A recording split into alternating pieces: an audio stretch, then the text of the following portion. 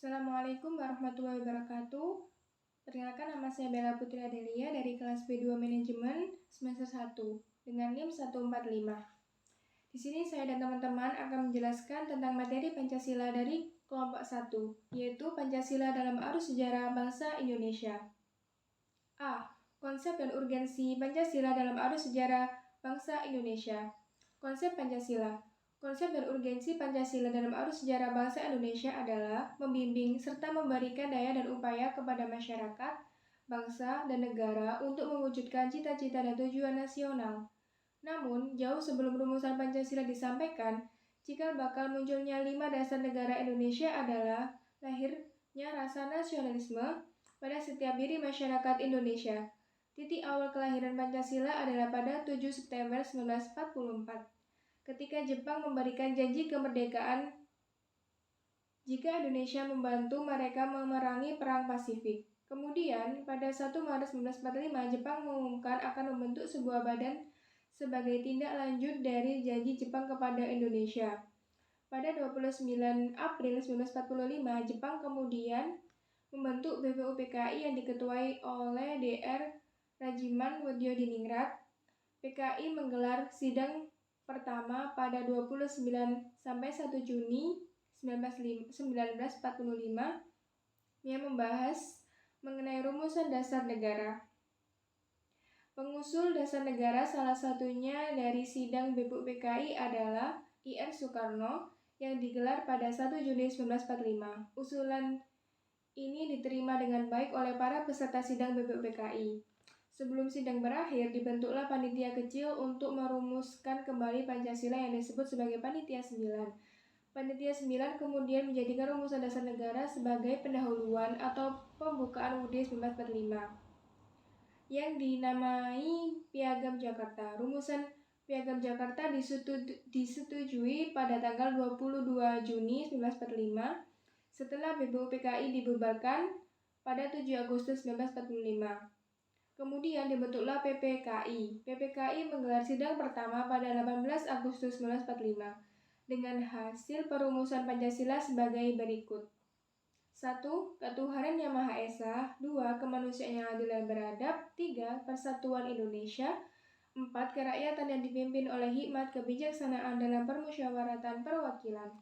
5. Keadilan sosial bagi seluruh rakyat Indonesia. Urgensi Pancasila. Urgensi Pancasila sebagai ideologi adalah menjadi penolak hal yang tidak sesuai dengan kepribadian masyarakat Indonesia, menjadi pembimbing yang mampu mengembalikan bangsa Indonesia kepada tujuan awal,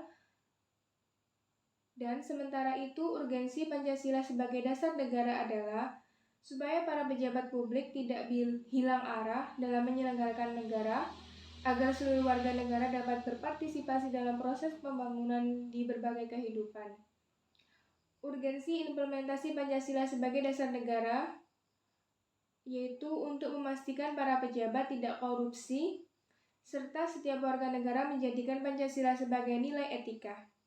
Alasan diperlakukannya Pancasila dalam arus sejarah bangsa Indonesia adalah Pancasila sebagai identitas bangsa Indonesia, Pancasila sebagai kepribadian bangsa Indonesia, Pancasila sebagai pandangan hidup bangsa Indonesia, Pancasila sebagai jiwa bangsa Indonesia, Pancasila sebagai perjanjian luhur. B. Pancasila dalam kajian sejarah bangsa Indonesia, di mana Pancasila sebagai dasar negara dari Negara Kesatuan Republik Indonesia yang telah diterima secara luas dan bersifat final. Presiden Soekarno telah mengatakan jangan sesekali meninggalkan sejarah.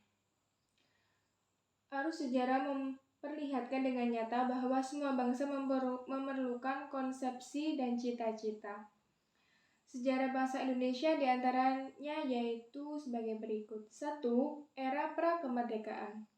Era prakemerdekaan ini meliputi sebelum NKRI ada, seperti zaman prasejarah, zaman kerajaan-kerajaan kuno, zaman penjajahan.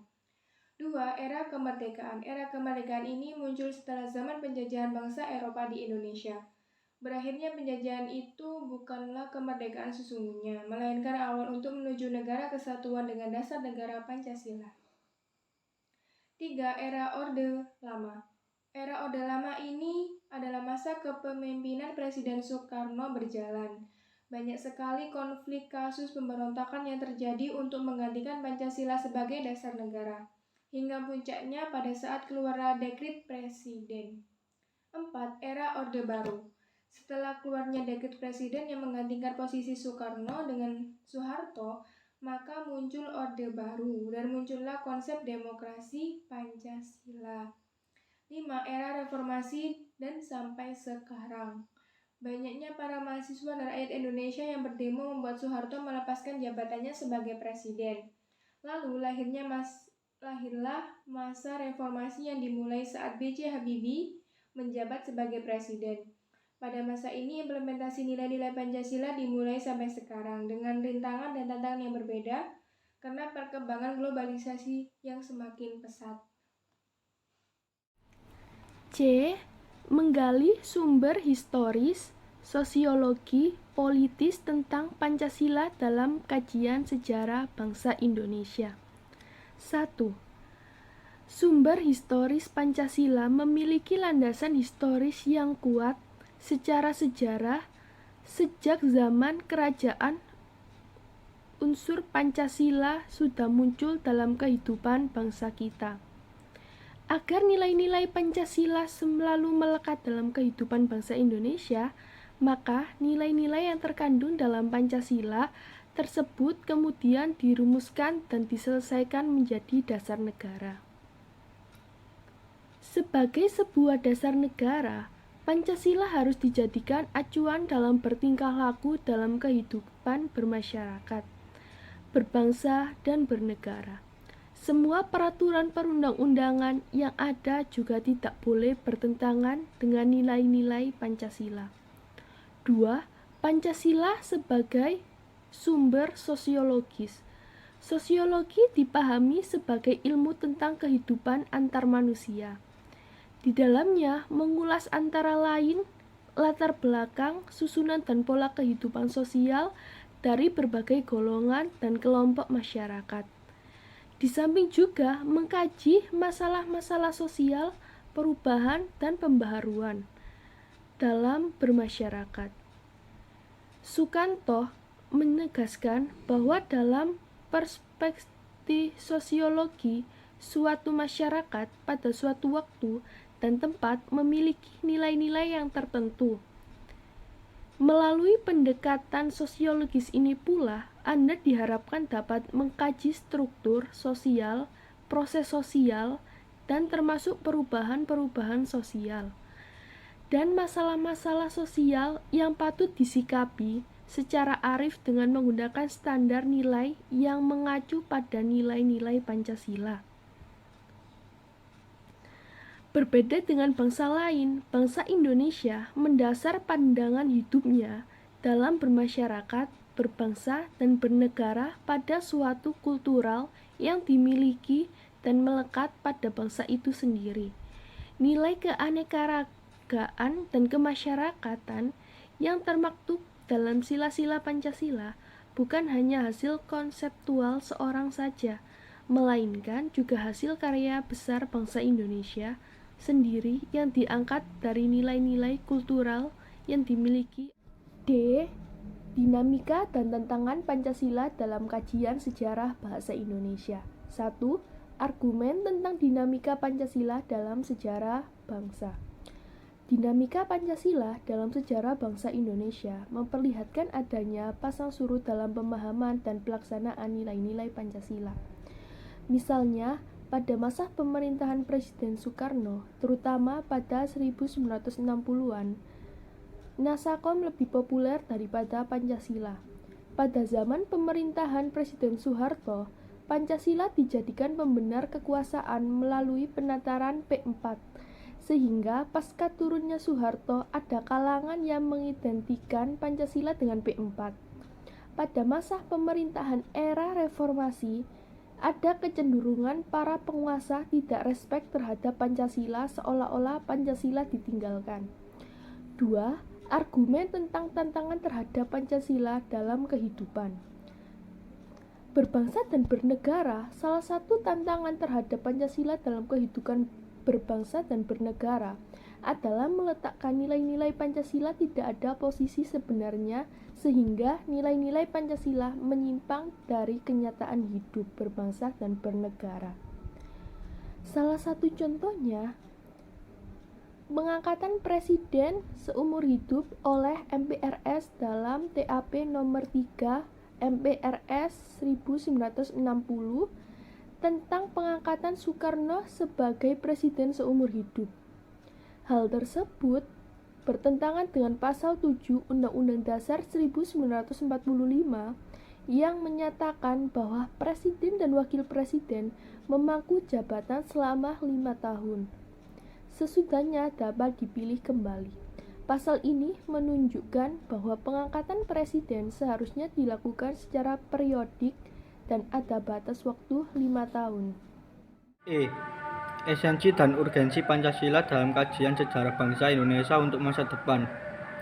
Generasi penerus melalui pendidikan Pancasila dan kewarganegaraan diharapkan mampu mengantisipasi hari depan yang senantiasa berubah dan selalu berkaitan dengan konteks dinamika budaya, bangsa, negara dalam hubungan internasional serta memiliki wawasan kesadaran bernegara untuk bela negara dan memiliki pola pikir, pola sikap, dan perilaku yang cinta tanah air berdasarkan Pancasila. Semua itu diperlakukan demi tetap utuh dan tegaknya Negara Kesatuan Republik Indonesia.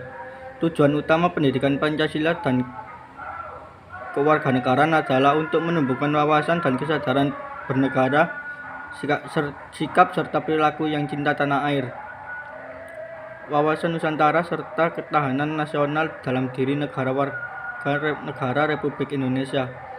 Selain itu bertujuan untuk meningkatkan kualitas manusia Indonesia yang berbudi luhur, berkepribadian, mandiri, maju, tangguh, cerdas, kreatif, terampil, disiplin, beretos kerja, profesional, bertanggung jawab, dan produktif, serta sehat jasmani dan rohani. Nilai, sikap, dan kepribadian diperlukan pembekalan kepada peserta didik di Indonesia yang diantaranya dilakukan melalui pendidikan Pancasila, pendidikan agama, ilmu sosial dasar, ilmu budaya dasar, dan ilmu alamiah dasar yang disebut kelompok mata kuliah pengembangan kepribadian atau MKPK dalam komponen kurikulum perguruan tinggi. Hak dan kewajiban warga negara, terutama kesadaran bela negara, akan terwujud dalam sikap dan perilakunya bila ia dapat merasakan bahwa konsepsi demokrasi dan hak asasi manusia sungguh-sungguh merupakan sesuatu yang paling sesuai dengan kehidupannya sehari-hari. Pendidikan Pancasila dan kewarganegaraan yang berhasil akan membuahkan sikap mental yang cerdas, penuh rasa tanggung jawab dari peserta didik. Sikap ini disertai dengan perilaku yang satu, beriman dan bertakwa kepada Tuhan Yang Maha Esa serta menghayati nilai-nilai falsafah bangsa. 2. Berbudi pekerti luhur, berdisiplin dengan masyarakat, berbangsa dan bernegara. 3. Rasional, dinamis, dan sadar akan hak dan kewajiban sebagai warga negara.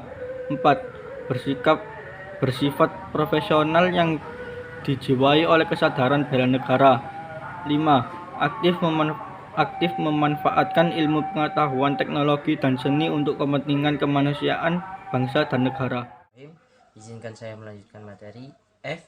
Analisa kasus tentang perdebatan Pancasila sebagai dasar negara di awal kemerdekaan. Kelompok-kelompok yang terlibat dalam perdebatan yakni kelompok kebangsaan atau nasionalis, sosialis, dan kelompok Islam. Lahirnya Pancasila tidak semulus yang dijelaskan, banyak sekali pro dan kontra, mulai dari kasus-kasus yang muncul pada awal kemerdekaan Indonesia, seperti diantaranya sebagai berikut, yakni pemberontakan Darul Islam atau Tentara Islam Indonesia, DI atau TII, lalu pemberontakan PKI di Madiun, pemberontakan DIT atau TII dipimpin oleh Sekar Maji Marijan Kartosuwiryo. Pemberontakan DITII ini ditandai dengan didirikannya Negara Islam Indonesia atau NII oleh Kartosuwiryo pada tanggal 7 Agustus 1949. Tujuan utama didirikannya NII adalah untuk mengganti Pancasila sebagai dasar negara dengan syariat Islam. Di sisi lain, gerakan DI atau TII ini bertentangan dengan ajaran Islam. Pengikutnya melakukan perusakan, pembakaran rumah-rumah penduduk, pembongkaran jalan-jalan, kereta api, perampasan harta benda milik penduduk, dan penganiayaan terhadap penduduk. Kartosuwiryo bersama para pengikutnya baru bisa ditangkap pada tanggal 4 Juni 1962. Lalu yang kedua ini tadi, pemberontakan PKI atau Partai Komunis Indonesia. Seperti yang kita tahu, pemberontakan Partai Komunis Indonesia di Madiun dipimpin oleh Musso. Pada tanggal 18 September 1948, pemberontakan PKI ini di Madiun bertujuan untuk mendirikan negara Soviet Indonesia yang berideologi komunis. Lalu yang ketiga ada juga pemberontakan Republik Maluku Selatan atau RMS. Pemberontakan Republik Maluku Selatan ini dipimpin oleh Christian Robert Stephen Soumokil. Pemberontakan RMS ini bertujuan untuk membentuk negara sendiri yang didirikan tanggal 25 April 1950. Pulau-pulau terbesar RMS adalah Pulau Seram, Ambon, dan Buru. Pemberontakan RMS di Ambon ditangani militer Indonesia pada bulan November 1950, namun konflik di Seram masih berlanjut sampai Desember 1963. Kekalahan RMS di Ambon pada pengungsian pemerintah RMS ke Seram, pemerintahan RMS kemudian mendirikan pemerintahan dalam pengasingan di Belanda pada tahun 1966. Lalu yang keempat, ada juga pemberontakan Angkatan Para Ratu Adil atau disebut APRA. Pemberontakan APRA ini terjadi pada tanggal 23 Januari 1950 dengan melakukan serangan dan menduduki kota Bandung serta menguasai markas staf divisi Siliwangi. Gerakan APRA sendiri bertujuan untuk mempertahankan bentuk negara federal di Indonesia serta memiliki tentara sendiri bagi negara-negara RIS. Pemberontakan ini digagalkan oleh Muhammad Hatta sebagai Perdana Menteri RIS waktu itu dengan melakukan perundingan dengan Komisi Tinggi Belanda untuk percepatan pembubaran Republik Indonesia Serikat dan kembali ke bentuk Negara Kesatuan Republik Indonesia pada tanggal 17 Agustus 1950. Angkatan Perang Ratu Adil atau APRA ini didirikan oleh Kapten KNI Knil Raymond Westerling. Pada tanggal 15 Januari 1949, Raymond memandang dirinya sebagai Ratu Adil yang diramalkan akan membebaskan Indonesia dari tirani. Lalu yang kelima, pemerintahan Pemerintahan Revolusioner Republik Indonesia atau PRRI atau Permesta. Pemberontakan PRRI atau Permesta terjadi pada 1957 sampai dengan 1958. Gerakan ini merupakan bentuk koreksi untuk pemerintahan pusat yang dipimpin oleh Presiden Soekarno yang dianggap melanggar undang-undang, sentralistis dan tidak adil dengan mengabaikan pembangunan di daerah. Pemerintahan Revolusioner Republik Indonesia atau PRRI atau Perjuangan Rakyat Permesta dipimpin oleh Syarifuddin Prawinegara dan Fenje Sumual di Sumatera dan Sulawesi. Lalu untuk yang keenam, yakni perubahan bentuk negara Republik Indonesia Serikat menjadi Negara Kesatuan Republik Indonesia. Di masa awal kemerdekaan sempat terjadi perubahan bentuk negara dari RIS di daerah pemerintahan Revolusioner Republik Indonesia atau PRRI atau Perjuangan Rakyat Permesta dipimpin oleh Syarifuddin Prawinegara dan Fenje Sumual di Sumatera dan Sulawesi. Lalu untuk yang keenam, yakni perubahan bentuk negara Republik Indonesia Serikat menjadi Negara Kesatuan Republik Indonesia. Di masa awal kemerdekaan sempat terjadi perubahan bentuk negara dari RIS ke NKRI, sedangkan konstitusi yang berlaku adalah Undang-Undang Dasar Sementara 1950. Lalu pada saat NKRI berganti menjadi pada saat RIS menjadi NKRI melaksanakan pemilu pertama di Indonesia pada tahun 1955, yaitu selama itu dianggap paling demokratis. Tetapi anggota konstituen hasil pemilu tidak dapat menyusun undang-undang, menyebabkan pemerintah mengeluarkan Dekret Presiden 1959. Dekret Presiden 1959 dikenal dengan sebutan Dekret 5 Juli 1959. Isi Dekret 5 Juli tersebut adalah membubarkan Badan Konstituen. Undang-Undang Dasar tahun 1945 berlaku kembali. Dan Undang-Undang Dasar Sementara tahun 1950 tidak berlaku kembali, serta segera akan dibentuk MPRS atau Majelis Permusyawaratan Rakyat Sementara dan DPAS atau Dewan Pertimbangan Agung Sementara. Penerapan Pancasila lalu penerapan Pancasila saat itu lebih diarahkan seperti ideologi liberal yang ternyata tidak menjamin stabilitas pemerintah. Kasus-kasus tersebut hanya beberapa dari semua kasus yang ada. Yang pasti untuk memulai awal yang merdeka dan berdaulat harus ada pengorbanan yang besar. Perjuangan para pahlawan untuk membela Pancasila, mempertahankannya sebagai dasar negara Indonesia sangatlah berat. Memang kita tidak bisa membalasnya, tapi kita bisa terus mempertahankan nilai-nilai Pancasila sebagai pedoman, dasar, fondasi bagi bangsa kita dan ideologi kita. Sekian mungkin dari saya, selanjutnya akan dilanjutkan oleh teman saya. Terima kasih. Kesimpulannya, jadi pentingnya Pancasila dalam sejarah bangsa Indonesia menunjukkan beberapa hal betapapun lemahnya pemerintah suatu rezim, tetapi Pancasila tetap bertahan dalam kehidupan berbangsa dan bernegara, dan betapapun ada upaya untuk mengganti Pancasila sebagai ideologi bangsa, tetapi terbukti Pancasila merupakan pilihan yang terbaik bagi bangsa Indonesia. Pancasila merupakan pilihan terbaik bagi bangsa Indonesia karena bersumber dan digali dari nilai-nilai agama, kebudayaan, dan adat istiadat yang hidup dan berkembang di bumi Indonesia. Pancasila dianggap memiliki nilai-nilai kehidupan yang paling baik. Pancasila dijadikan dasar dan motivasi dalam sikap, tingkah laku, dan perbuatan dalam hidup bermasyarakat, berbangsa, dan bernegara. Semua sila dari Pancasila tidak dapat dilaksanakan secara terpisah-terpisah, karena Pancasila merupakan satu kesatuan yang utuh dan saling berkaitan. Sekian dari kelompok kami. Wassalamualaikum warahmatullahi wabarakatuh.